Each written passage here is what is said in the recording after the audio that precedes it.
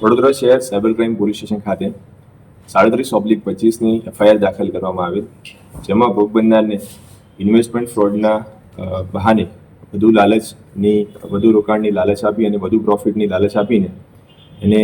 સાથે 23 લાખ અને 35,000નો ફ્રોડ થવામાં આવેલ, જેમાં ભોગ બનનારે FIR દાખલ કરાવેલ, જે અંતર્ગત માનનીય કમિશનર સાહેબશ્રી, એડિશનલ કમિશનર સાહેબશ્રી અને DCP ક્રાઇમ સાહેબના માર્ગદર્શન હેઠળ અલગ અલગ ટીમ બનાવી કેસ ડિટેક્ટ કરવા માટે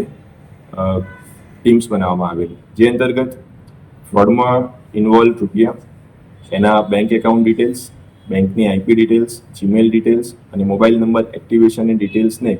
એની પ્રોપર ટ્રેલ એનાલિસિસ કરતા આ જે એકાઉન્ટ છે દિલ્હી ખાતેથી ઓપરેટ થતા હોવાનું માલુમ પડેલું, જે બાબતે PI સોલંકી એન્ડ ટીમ દ્વારા જે તે જગ્યાએ ઇન્વેસ્ટિગેશન કરી, ત્યાં તપાસ કરી તે સ્થળ પર સાવન પ્રવીણકુમાર ખરબંડા, ઉંમર વર્ષ 37, દિલ્હીના રહેવાસી છે અને BComનો અભ્યાસ કરેલ છે, તે ત્યાંથી મળી આવેલ. આરોપી દ્વારા જે તે જગ્યાએ 69 મોબાઈલ, 72 રબર સ્ટેમ્પ અલગ અલગ કંપનીના,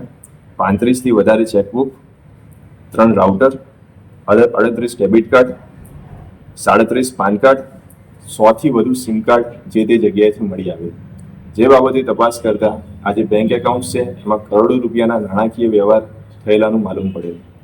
જે બાબતે આરોપીની ધરપકડ કરી અને 4 દિવસના રિમાન્ડ મેળવેલ છે.